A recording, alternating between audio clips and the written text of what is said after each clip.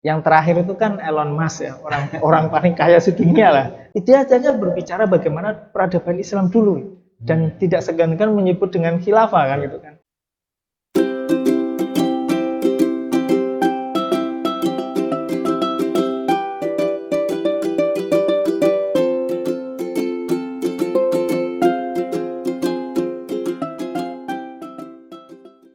Assalamualaikum warahmatullahi wabarakatuh. Alhamdulillah, puji syukur kepada Allah Subhanahu wa taala. Salawat dan salam tercurah kepada baginda Muhammad sallallahu alaihi wasallam. Alhamdulillah, pemirsa yang dirahmati oleh Allah Subhanahu wa taala, kembali lagi di acara podcast spesial Ramadan Makin Berkah dengan Islam Kafa. Bersama saya Yuda Winata dan bintang tamu kita insyaallah bersama Profesor Basyuni. Assalamualaikum Prof. Waalaikumsalam warahmatullahi wabarakatuh. Masya Allah. Apa kabar nih, Prof? Alhamdulillah, ala kulli hal. Masya Allah. Masih puasa nih, Prof? Puasa. Ini Prof, Masya Allah. Ya, jadi ahlan wa sahlan. Kami ucapkan kepada Prof yang sudah bersedia hadir di studio kita.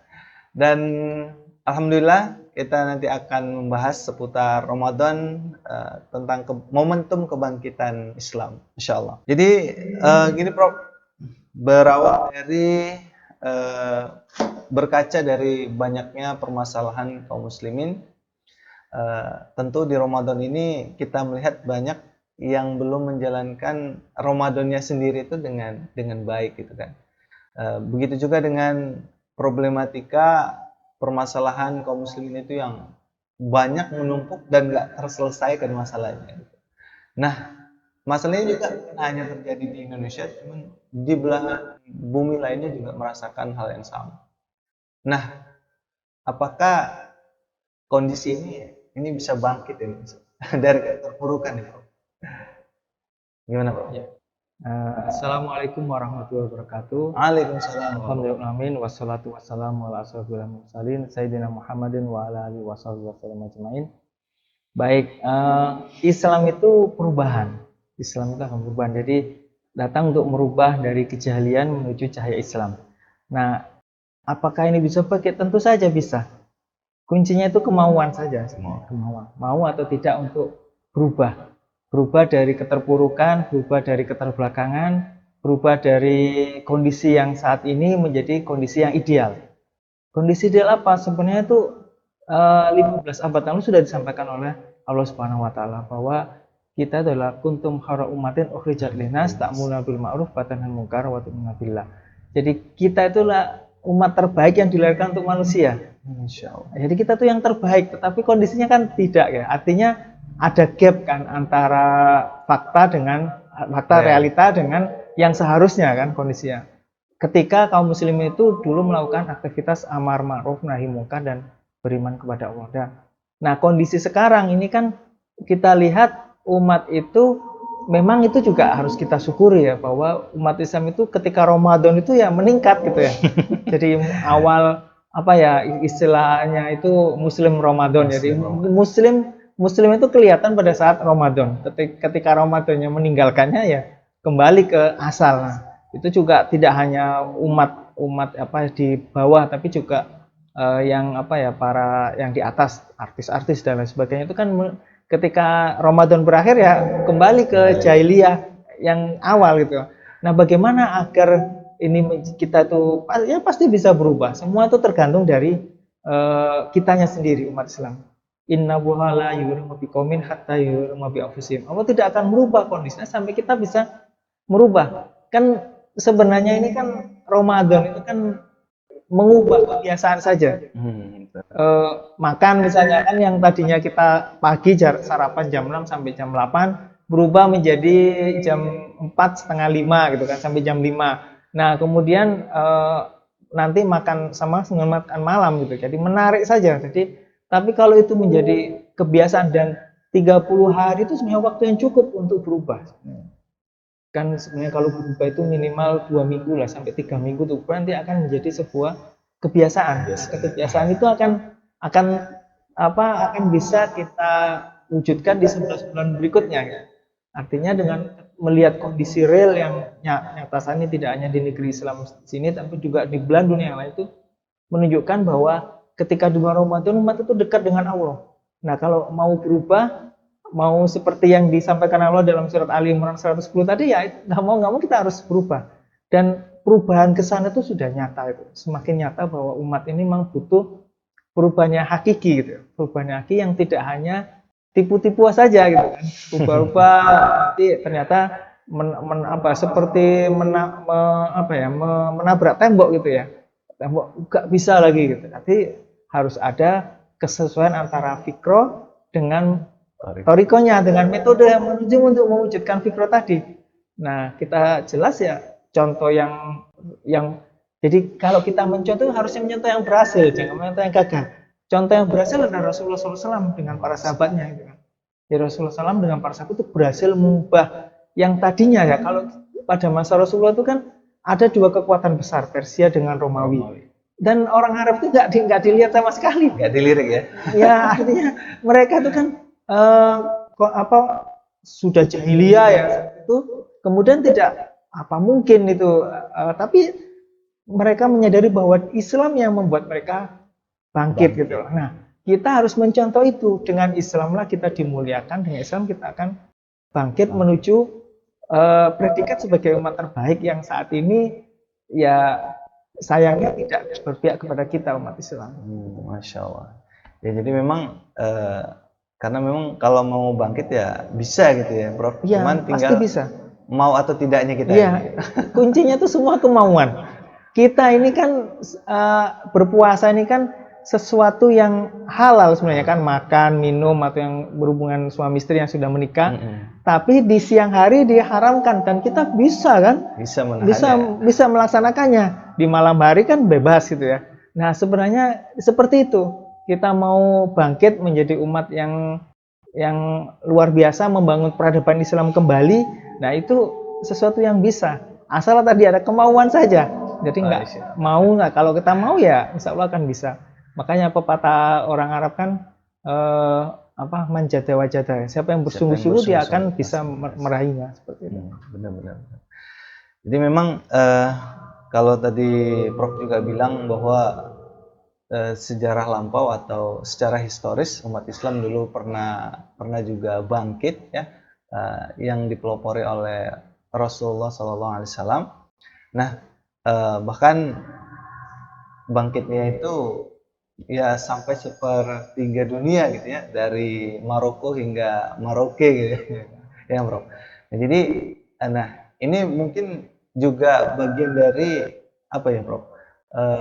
Kebangkitan yang kalau bisa dibilang mengikuti apa yang diajarkan oleh Rasul itu ya. Kayak tadinya ada nanti yang di Cordoba gitu kan, ada terus penemu-penemu umat Islam yang sangat luar biasa gitu kan. Nah itu ini gimana nih? Ya, jadi umat Islam itu harus melihat sejarah kembali. Jadi belajar kebangkitan juga nggak bisa dilepaskan dari sejarah umat Islam yang gilang gemilang ya. Ketika di peradaban itu dan sebagai suatu sunatullah lah, pergantian peradaban itu ya sesuatu yang wajar gitu. Artinya dulu ada peradaban Mesir kuno, kemudian muncullah peradaban Islam yang baru, dan itu kan kalau dalam kitabnya Ibnu Khaldun Muqaddimul Fadl itu kan dijelaskan bagaimana ketika suatu umat atau suatu kaum itu dalam posisi untuk membangun peradaban itu sangat kuat. Jadi dia itu akan naiknya lurus itu ya, seperti itu. Nah, kemudian nanti memang ada periode di mana itu kita akan mengalami saturasi lah istilahnya, sudah stagnan lah gitu. Kemudian nanti akan naik turun seperti itu. Peradaban Islam ya seperti itu. Kalau dikatakan 13 abad, mungkin ada juga yang tidak setuju ya, minimal 1000 tahun lah. Minimal 1000 tahun itu, dan itu para sejarawan barat itu mengakui. Yang terakhir itu kan Elon Musk ya, orang paling kaya sedunia lah. Yang kekayaannya mungkin berapa ya? 3.000 triliun mungkin. Nah, itu kan dia saja berbicara bagaimana peradaban Islam dulu, dan tidak segan-segan menyebut dengan khilafah kan gitu kan. Ya seperti itulah, memang mereka mengakui itu ya. Tidak hanya jadi sejarah barat juga, seperti banyak juga yang mereka masuk Islam. karena melihat bahwa Islam dulu ketika di negara-negara lain terutama Eropa kan mengalami the dark age ya, masa-masa kegelapan, tapi Islam dengan dulu Baghdad yang kemudian juga tadi Cordoba ataupun negeri-negeri Islam yang lain yang menjadi mercusuar ya, menjadi ibu kotanya negara khilafah Islam ya, mulai dari Madinah, kemudian Kufah, kemudian Damaskus, Baghdad, yang terakhir itu adalah Istanbul ya. Istanbul itu kan luar biasa dan semua itu mengacu ke sana gitu, karena itu menjadi sebuah negara superpower saat itu ya. Dan kegemilangan itu sudah diakui, dan itu adalah kita harus berbahagia, senang. Dulu kita tuh umat yang luar biasa yang disegani dan menjadi umat nomor satu. Nah sekarang kita ya dengan faktor internal dan internal akhirnya kekuasaan Islam itu jatuh gitu. Jadi dan kita ingat bahwa itu belum selesai gitu loh. Karena Rasulullah SAW itu pernah menyampaikan dalam kabar yang periodisasi kekuasaan. Nah sekarang ini kan periode Mulkan Jabariyah, dari kekuasaan yang represif, kekuasaan yang diktator. Nah itu tidak selesai, nanti ada fase berikutnya yang Rasulullah SAW menyebut dalam riwayat Ahmad kan, summa takunu khilafatan ala minajinubuwa summa sakata. Jadi akan datang masa kekhilafan mungkin jejak kenabian, artinya seperti Khulafaur Rasyidin dulu gitu ya. Kemudian summa sakata, Rasulullah kemudian diam gitu. Artinya itulah periode terakhir umat Islam. Nah, sekarang ini kan kita hampir 1 abad lah ya. Kalau hitungan Masehi ya, kalau hitungan Hijriah kan sudah. Hitungan Masehi 1924, 2024. Nah, ini bukan kita bicara tahun politik 2024, tapi bagaimana momentum Ramadan ini kita bisa meraih kebangkitan kembali dengan Islam. Kalau dengan lain sudah nggak itu sudah usang lah gitu. Jadi nggak ada, kapitalisme di ujung tanduk mau ke runtuhannya. Sosialisme sudah wassalam, sudah selesai dengan runtuhnya Uni Soviet kan. Nah, sekarang dengan Amerika dan negara-negara Eropa yang itu tinggal sedikit saja, ya. Sekarang itu adalah bagaimana nanti Allah itu akan memberikan pertolongan pada kita dengan tegaknya Islam secara kafah, penerapan syariat Islam secara totalitas. Nah itu yang akan sempurna pelaksanaan kita berislam kafah itu dengan tegaknya kembali kekhilafan Islam. Seperti itu. Nah jadi Prof, kita berkaca juga dari historis sejarah juga bahwa saya beberapa baca artikel dan buku melihat kalau setiap kebangkitan itu pasti dipelopori oleh sosok pahlawan atau ya sosok yang sangat luar biasa, kayak misalnya penaklukan Palestina yang waktu itu dijajah oleh pasukan Salib ya, dibebaskan oleh Salahuddin Al-Ayyubi gitu kan, dan itu bertepatnya juga di bulan Ramadan gitu kan. Begitu juga dengan penaklukan Spanyol yang dilakukan oleh Tariq bin Ziyad gitu kan, bersama pasukannya yang habis itu mereka datang ke Spanyol terus kapalnya dibakarin gitu. Jangan pulang sebelum kita menang katanya. Nah ini apakah juga bakalan seperti itu kebangkitan? Ada sosok yang mungkin akan mempengaruhi banyak kaum muslimin untuk bangkit gitu. Ya, itu juga menjadi salah satu faktor. Tapi kita ingat dulu, pada masa Rasulullah juga perang Badar pertama itu pada saat pertama kali puasa itu disyariatkan kan, tanggal 2 Hijriah. Itu juga terjadi pada bulan Ramadan. Bagaimana 313 atau 314 melawan 1000 pasukan kan, 3 kalinya itu, tapi ternyata Allah memberikan pertolongannya. Kemudian yang monumental juga adalah penaklukan kota Mekah kan, yang terjadi pada 8 Hijriah. Nah, seperti itu juga, itu adalah kita harus belajar dari sejarah tadi. Nah, apakah sosok? Nah, kita lihat di dalam Islam itu kan pemimpin atau sosok itu kan bisa dipersiapkan. Muhammad Al-Fatih itu kan dipersiapkan benar kan untuk menjadi seorang pemuda yang umur 21 tahun itu bisa melakukan benteng Konstantinopel yang itu dimulai pada masa sahabat juga berusaha, tapi ternyata belum berhasil, dan pada masa Muhammad Al-Fatih waktu itu belum menjadi khalifah ya, itu berhasil menaklukkan benteng Konstantinopel yang memang saat itu Konstantinopel itu menjadi sebuah daerah yang luar biasa lah, yang paling paling top lah pada masanya seperti itu. Nah, mempersiapkan itu makanya dengan Islam. Kalau dengan Islam, insya Allah kita bisa akan menjadi mulia.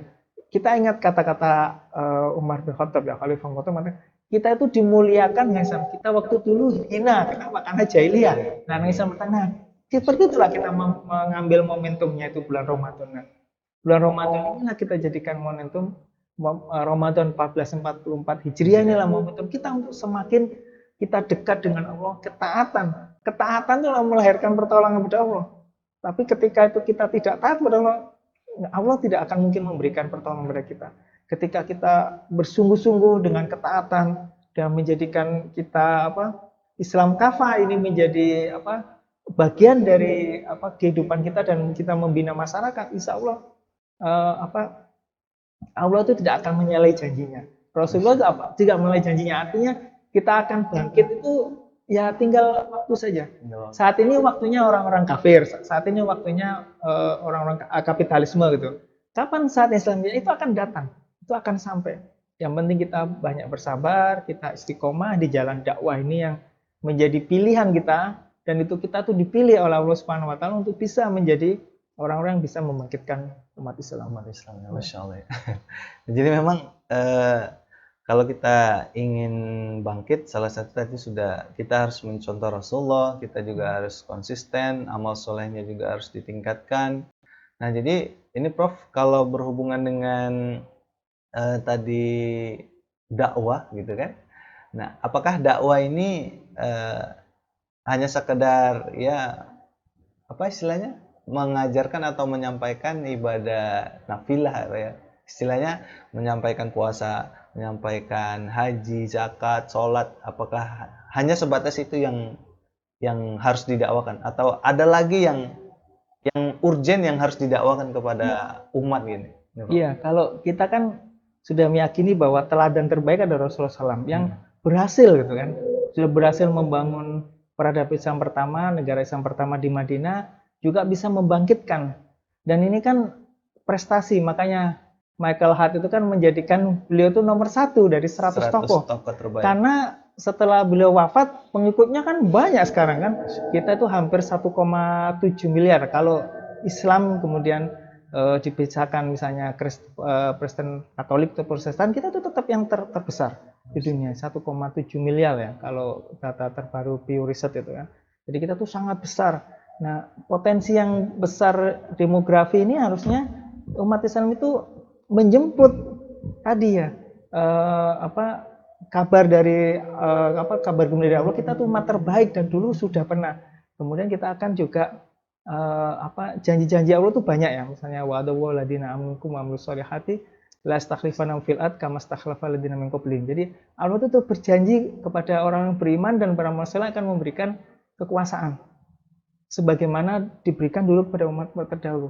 Jadi beriman dan beramal soleh gitu kan. Artinya ya mengikuti Rasulullah, tidak ada yang lain. Jadi kita tuh harus, istilah itu copy paste ya. Orang sekarang bilang ATM, amati, tiru, modifikasi. Ya pokoknya langsung dipraktekkan seperti itu. Nah, dengan dakwah apa? Dengan dakwah pemikiran.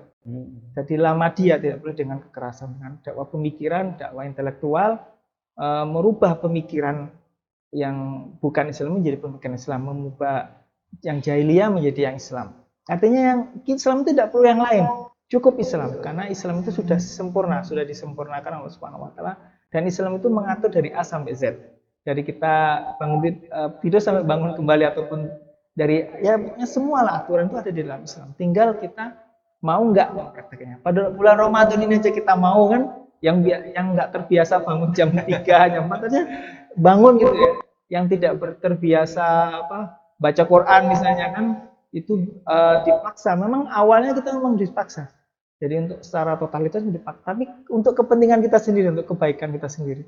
Jadi kalau kita melihat itu contoh Rasulullah, jadi dakwah Rasulullah itu harus kita ini kan, dakwah Rasulullah apa? Dengan pembinaan kan, pertama itu taskif ya, kemudian angka pertanda taskif ya kita ikuti. Rasulullah itu membina secara umum maupun membina para kadernya dengan pembinaan. Dengan pembinaan itu kita paham tentang Islam. Kalau sudah paham, kita menjadi sebuah pemahaman, nanti itu akan kita mudah untuk melakukan apa kebangkitan itu akan mudah. Sudah paham kan, tinggal menuntut saja. Lawang saya ini muslim kok lingkungan saya tidak Islam ya. Nah, seperti itulah. Saya muslim kenapa kok tidak Islam yang diterapkan. Nah, tuntutan seperti itu akan membuat kita kemudian berinteraksi dengan masyarakat gitu ya. Berinteraksi kemudian melakukan perjuangan-perjuangan agar umat apa masyarakat itu sadar bahwa hanya Islam yang bisa menyelamatkan. Dan itu adalah perintah dari Allah Subhanahu wa taala kan di dalam Al-Baqarah kan jelas ya. Yang itu yang menjadi tema kita Islam kafah. Ya ayyuhalladzina amanu khulu fi silmi kafah wa la tattabi'u khutuwati syaiton innakum adzim mubin. Hai orang beriman masuklah ke dalam Islam secara keseluruhan secara total. Kalau dalam kitab-kitab tafsir kan artinya totalitas. Kalau kita tidak totalitas berarti kita mengikuti setan kan gitu kan. Itu kan mafhum kebalikannya. Janganlah mengikuti jejak langkah setan karena itu musuh yang nyata. Nah, itu yang akan bisa menggelincirkan dari perjuangan untuk menjadi Islam kafah. Nah, itu adalah perintah. Jadi perintah tadi Ustaz Yuda tadi kan tidak hanya ibadah mahdo gitu kan, tapi juga nah di dalam bulan Ramadan ini kita tidak hanya mengejar yang sunnah tapi yang kewajiban-kewajiban kita. Jadi mentadaburi Al-Qur'an, kemudian memahami makna itu kan wajib gitu ya. Meskipun juga membacanya juga menjadi harus menjadi motivasi gitu ya. Dulu ada terkenal one day one juice, mungkin ya banyak juga orang hari Ramadan itu Imam Syafi'i aja 10 kali khatam, bayangkan. Masya Allah kan ya. Kita mungkin ya seperti nggak ada lah, kalau seperti kan berarti 20 kali yang kalam, 2 kali atau 3 kali itu mungkin dengan kesibukan dan seterusnya. Kenapa pada masa dulu? Karena memang Islam diterapkan. Jadi kalau kita saat ini kan pagi kerja, mungkin kita setelah sholat subuh bisa, pas duhur pas di tempat kerja baca mungkin berapa lembar, asar, maghrib. Kalau dulu kan semua sudah di negara sudah menjalankan perannya ya. Iya, artinya riayah dari negara itu ada kan, kesehatannya ditanggung gratis, kemudian pendidikan, kemudian keamanan. Jadi orang dengan bekerja tidak perlu mikir lagi, karena sekarang kan orang berpikir nanti sekolah anakku biaya dari mana. Nah, itulah yang membuat ibadah kita mungkin lah ya, yang sebagian mungkin orang berangkat nggak sempat gitu. Padahal sebenarnya kalau kita manage waktu dan kita tuh insya Allah bisa. Apalagi Ramadan kan semua dilipat gandakan. Inilah bonus, makanya orang yang merugi lah kalau kita tidak bisa mendapatkan manfaat ataupun dari keagungan Ramadan ini. Dan relevan dengan tema yang kita bahas, kebangkitan ini dari Ramadan ini kita hidupkan majelis-majelis taklim, majelis-majelis ilmu, kita belajar bagaimana dulu Rasulullah dan para sahabat dan generasi-generasi setelahnya kan. Jadi ketika dulu kan tidak sampai 100 tahun kan, tidak ada dulu ketika Mongol menyerang sebentar aja di tempat lain itu. Kemudian misalnya akhir-akhir Khilafah Abbasiyah itu kan menyadari kurang kuat, akhirnya mereka lah yang menggabungkan dengan Khilafah Utsmaniyah kan. Jadi menjadi sebuah kekuatan yang luar biasa, dan itulah habitatnya Muslim. Habitat Muslim itu memang menjadi nomor satu. Nomor satu itu habitatnya, DNA lah kalau sekarang itu. DNA-nya umat Islam itu ya umat nomor satu. Jadi karena kita nggak berarti ada yang salah dengan kita kan. Yang salah kitanya, bukan Islamnya kan. Yang salah dengan kita berarti kita tidak, kemauan kita kurang kuat. Nah, para sahabat itu kan juga orang-orang ditempa dengan Islam. Nah, kalau kita dengan mengaji Islam kafah, kita akan menjadi orang kuat dan kita akan mampu menjadi pejuang-pejuang yang akan bisa membangun peradaban Islam yang besar kembali. Dan itu adalah janji Allah dan kabar gembira dari Rasulullah SAW. Itu sudah pasti akan terjadi ya, pasti. Jadi kita, kalau orang lain kan janji, apalagi janji-janji kosong, palsu itu ya, PHP. Allah dan Rasul tidak pernah PHP. Itu pasti ya. Itu kan semua terbukti kan. Memang ada yang belum terbukti gitu, tapi itu akan pasti dengan berjalan waktu akan terbukti seperti itu. Insyaallah. Dulu orang menganggap kan kebangkitan Islam itu utopia gitu kan. Utopia. Sekarang kan nggak ada yang menganggap utopia kan. Malah menghalang-halangi tegaknya Islam kafah gitu kan. Kalau utopia biarkan aja lah gitu kan. Tapi sekarang kan tidak ada.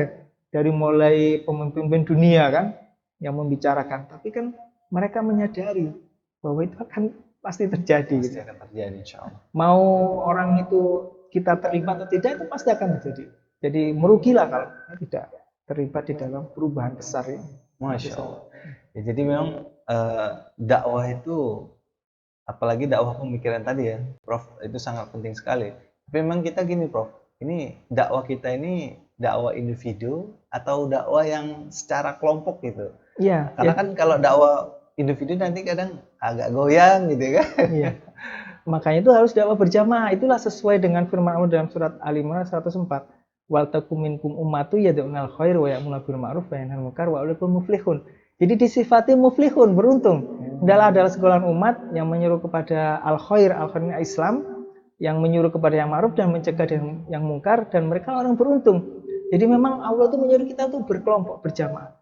Dengan dakwah berjamaah seperti yang dilakukan oleh Rasulullah dan para sahabat, itulah akan bisa. Jadi kita memang harus meniru Rasulullah dengan dakwah berjamaah. Jamaah. Ya, berjamaah dengan itu menjadi sebuah kekuatan. Dan dakwanya Rasulullah ya dakwah Ahmadiyah gitu ya, dalam pemikiran dan merubah mindset kan. Kalau sekarang orang berubah mindsetnya kan mudah berubah. Dengan apa diseru Allah ya ayyuhalladzina amanu kutiba alaikumus syiyam langsung kan. Padahal ayat sebelumnya kan ada ya ayyuhalladzina amanu kutiba alaikumul qital gitu ya. Jadi sebenarnya sama dan ujungnya juga la'allakum tattaqun kan bertakwa. Jadi kita tidak boleh membeda-bedakan. Perintah Allah itu ya harus kita laksanakan. Itu tadi kuncinya kemauan. Mau aja. Kalau mengerjakan kemaksiatan perlu ini kan, perlu kemampuan kan.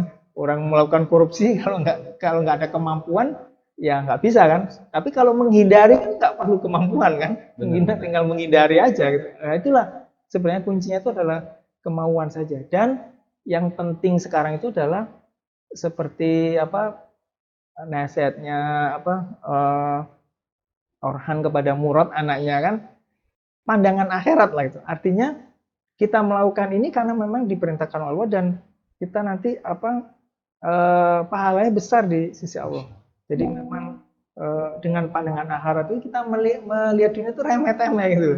Jadi nggak sesuatu yang ini ya, karena nanti di akhirat yang ini kan. Jadi kita karena asal kita itu kan di surga.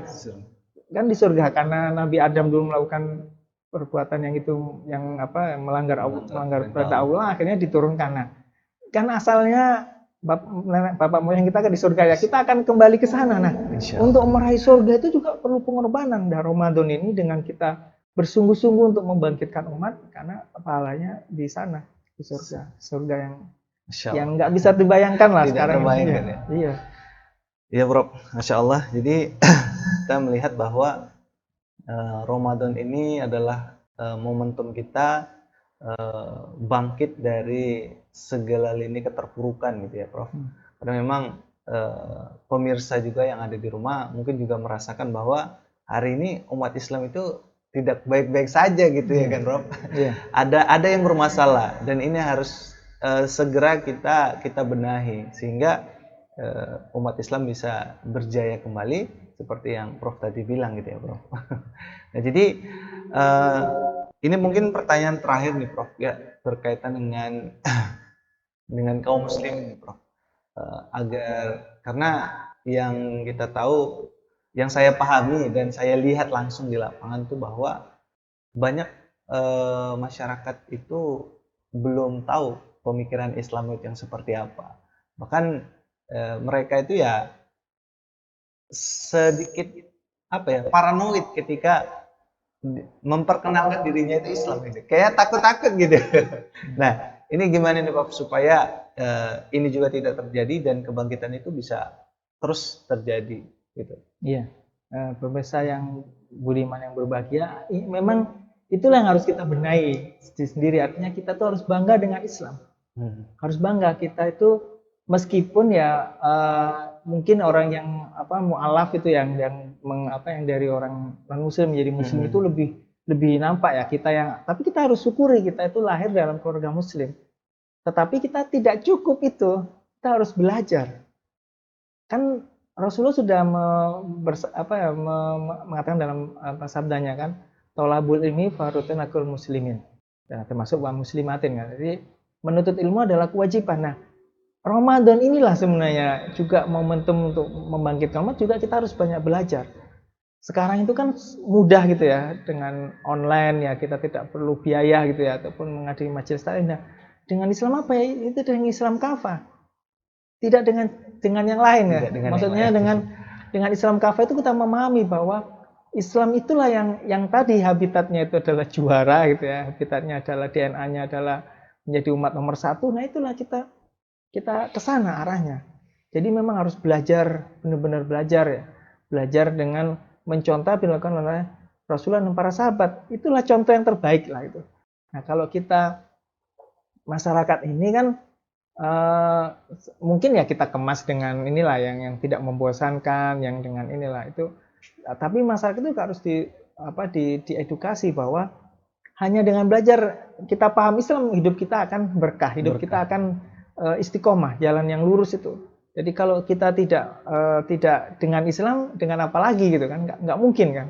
Nah dengan Islam ya kita sudah diberikan, ini kan nikmat besar ya kita menjadi seorang Muslim, menjadi orang mukmin, orang beriman itu nikmat besar. Nah cara mensyukurinya ya kita dengan belajar tentang Islam sendiri, kita paham bahwa dengan Islam itulah kita akan bisa hidup dengan baik. Ikan itu kan kalau ditaruh di darat kan mati. Nah, kalau di air baru hidup. Nah, kita juga gitu. Muslim itu kalau dalam kehidupan Islam dia makin ya luar biasa gitu kan. Sudah dicontohkan, sudah pernah ada contohnya kan. Ke masa kejayaan Islam, masa kegemilangan Islam. Nah, sekarang kita tidak dalam kehidupan Islam ya nggak bisa kan. Kelepek gitu kan artinya. Tapi ketika kita hidup dalam kondisi kehidupan yang Islami ya, kita akan mudah akan menjalankan. Seandainya Ramadan itu 12 bulan mungkin kebangkitan itu lebih cepat gitu ya, karena kan sekarang dengan sebulan saja bisa seperti, tapi itu tadi 11 berikutnya itu yang harus kita menjadi pembiasaan kan. Kalau ada 7 habit, nah ini mungkin habit kita itu akan bisa gitu, karena sebulan itu waktu yang sangat cukup untuk kita bisa berubah dan bangkit dengan Islam. Jadi memang menyadarkan masyarakat harus mau itu diatur dengan Islam. Kalau tidak mau ya harus ditanyakan kembali keislamannya. Benarkah aku hanya Islam KTP saja atau dengan inilah yang diperintahkan oleh dia. Perintah ketika perintah Ramadan, berpuasa Ramadan itu cepat kan? Nggak ada orang yang berani kan, meskipun sendirian di kamar mandi minum apa, nggak ada kan yang melakukannya. Nah disitulah sebenarnya penghayatannya itu. Nah di luar Ramadan yang haram itu ya ditinggalkan ya. Mau di dalam Ramadan, luar Ramadan sama, kalau haram ya ditinggalkan. Kalau kewajiban itu dilaksanakan, nafilah itu dianjurkan untuk dilaksanakan. Jadi menyadarkan masyarakat itu butuh proses, butuh waktu. Jadi kita nggak boleh instan ya nggak ada yang instan. Jadi berproses, butuh waktu dan sabaran. Ya kesabaran tadi. Kalau imannya Umar bin Khattab kan langsung gitu kan. Ya, memang ya kalau bisa seperti itu ya lebih bagus itu. Tapi kan semua tuh orang berbeda-beda. Semua orang pemahamannya berbeda dan itu kita butuh waktu. Nah, percayalah pada proses dan percaya pada waktu. Waktu yang akan mengantarkan kita kepada tujuan yang kita raih. Itu sesuatu yang pasti. Ya artinya yakin dulu lah, harus keyakinan. Masalahnya kan umat ini tidak yakin. Keyakinan itu harus 100% bulat gitu ya. 100% Allah akan menolong kita, Allah akan memberikan keberkahan.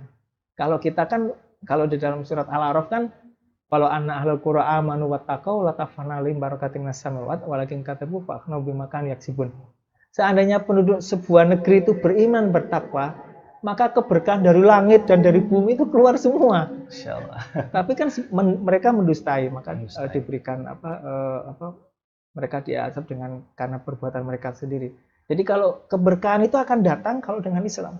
Dan itu sudah terbukti. Kita dengan belajar sejarah sedikit saja kegemilangan itu sudah jelas. Pada masa dahulu itu luar biasa. Mungkin orang tidak bisa membayangkan dulu kan sarana prasarana sangat sederhana. Pergi ke daerah lain harus naik unta atau naik kuda gitu ya. Nah, sekarang dengan pesawat terbang itu harusnya lebih relevansinya makin jelas gitu loh. Batas satu negara atau batas satu daerah dengan daerah lain itu akan bisa terhubung dengan baik, terkoneksi. Apalagi sekarang dengan semuanya real time, kejadian suatu tempat itu akan bisa dilihat pada saat yang sama bersamaan. Yaitu adalah kemudahan-kemudahan diberikan Allah Subhanahu wa taala. Nah, makanya kita ini mensyukuri tadi dengan semakin taat kepada Allah Subhanahu wa taala. Nah, Ramadan ini ketaatan itu mudah kan dikerjakan. Orang siapapun ditanya di survei ya mudah ketaatan kepada Allah. Disentuh sedikit aja mudah kan orang mengeluarkan dananya atau meluangkan waktunya untuk dalam rangka ketaatan. Nah, disitulah kita harus mengedukasi masyarakat. Mereka ini diberi waktu dan nanti akan dimintai pertanggungjawaban oleh Subhanahu wa taala tentang waktu yang mereka gunakan. Kesempatan yang mereka beri, apakah mereka gunakan untuk Islam atau tidak. Penyesalan itu akhir kan. Jangan sampai seperti orang kafir menyesal layak tadi itu turoba. Jadi kenapa nggak jadi tanah saja? Nah, kalau umat Muslim kan di akhirat itu kan cuma ke surga dan neraka saja, nggak ada yang ke tempat yang lain. Nah, ketika jangan sampai kita sendiri menyesal tidak memanfaatkan dengan baik momentum ini untuk membangkitkan umat dengan Islam kafah, insya Allah seperti itu. Masya Allah. Baik Prof, ya mungkin kita sama-sama sudah dengar ya pemirsa sekalian bahwa Ramadan ini adalah momentumnya kebangkitan, ya kita harus banyak beramal soleh, kita belajar, kita bisa juga berdakwah, menyampaikan Islam di tengah-tengah umat.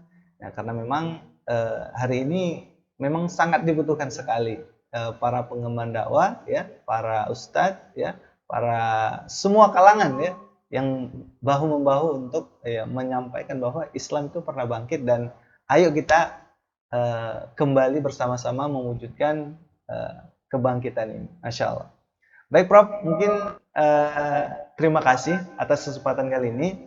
Nah, semoga apa yang kita bincangkan ini ya pemirsa di rumah dan kaum muslimin yang lainnya dapat memahami.